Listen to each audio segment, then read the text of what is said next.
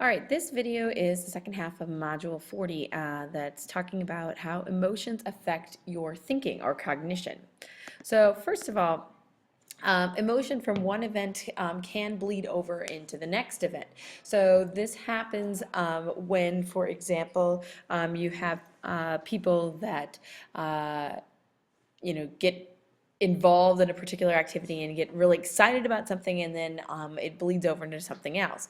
For example, when they've had the first college football playoffs. The Ohio State won the whole thing, which is awesome, except for the fact that afterwards the students at Ohio State actually went on a rampage and vandalized a whole bunch of the campus because they were all pumped up from winning the game, that it carried over into their next activities and going out and celebrating. Other examples, when you exercise, the endorphins you get from exercises make the next thing you do more enjoyable. This also explains why there's lots of people that meet the people that they date or even whoever they marry at the gym, because their endorphins are high from going and exercising, and then they go and meet somebody and they seem that much more interesting and attractive as a result. Now this is explaining the low road versus the high road. So Zajonc and Ledoux explained that there's some simple emotions such as fear and anger that occur without really even thinking about it. So think about it this way, is that when you see this spider over here, what happens is that you automatically see the spider and you jump, you get scared if you're afraid of spiders. So it goes directly from your thalamus to your hypothalamus, and it causes you to actually be afraid a lot quicker. There's lots of examples where this primary fear kicks in. It's kind of almost as an automatic reflex response. Okay, that's what we call the low road, where those simple emotions just go directly to the amygdala.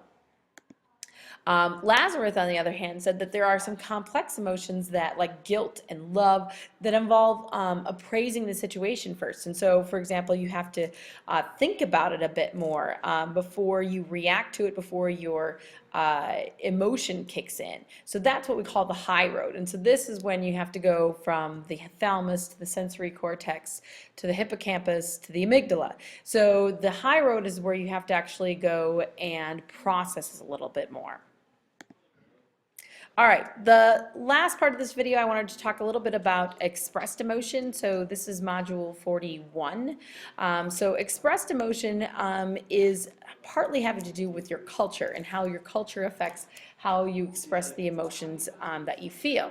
So first of all, emotion is oftentimes shaped by your cultural context. So whatever culture you are in, it will shape how your emotion comes across. Every culture expresses the same types of emotions. It's just how much they express those emotions are going to be vary from culture to culture. So this is a picture showing Western Caucasian versus East Asian person. And you can tell that happy, disgust, and anger all are evident in their faces and their facial expressions, and it's going to be generally the same thing no matter what ethnicity or what culture you're coming from. Some cultures do have words for emotions that we have no equivalent word for. So, for example, in the Japanese culture, they have this word called ame, and I'm not even sure I'm pronouncing that correctly, but ame is looking at, it's this idea of sweet dependency, and it's the expectation of care by others. So we have this idea, and we still feel this emotion in American culture, but we don't have a specific word for it. And so this was just one specific example of when cultures have words for emotions that we have no equivalent word for. Now, other cultures don't express their emotions publicly. For example, there was in resources that I was reading talking about the Awaldi Ali Bedouins of Egypt's Western Desert, and they particularly focus on not publicizing your emotions. And so they gave there was an example in the resources that I read that was talking about a woman who learned that her husband was going to be leaving her and divorcing her after 20 years of marriage. And what she says publicly is, I never liked him. I never liked him. But privately, she would go and tell her friends, that these memories, we're going to stir up these memories of him, and that she was actually very sad by the event, but she was not encouraged by her culture to express that publicly. So this cartoon says, you always complain that I don't know how to show my emotion. So I made these signs, so nice little emoji cons there. And then also, all cultures do share the same facial expressions, but they just differ in how they express them. So you can tell that, like I said, the facial expressions are the same up here, whether we're talking about a Caucasian person or an Asian person. It's just that how they express them, how often they express them is different. All right, last slide, effects of facial expressions. So expressions can enhance and regulate emotions. This little cartoon says, wow, now that's what I call self-help. Has it helped your wife's depression too? This is actually, there's been tons of studies. Remember when we did in class where you held your pencil in your teeth, so it made you smile.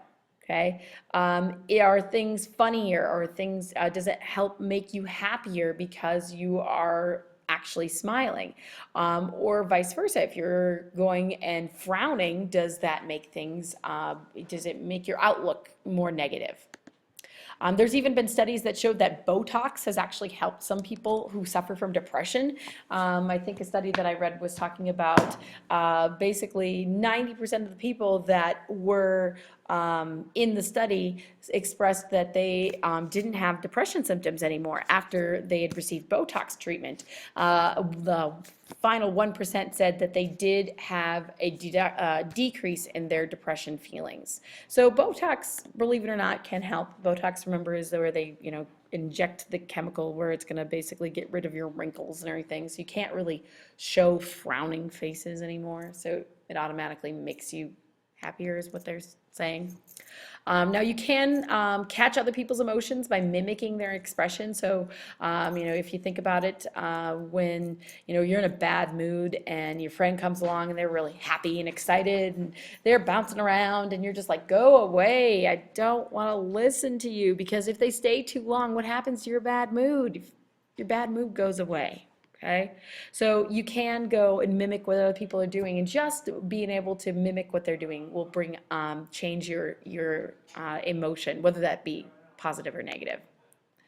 So this is a picture from It's a Wonderful Life, and George Bailey, and he's freaking out, and his emotions can go, and the way he's behaving in the movie can affect you personally. You can get caught up in the movie.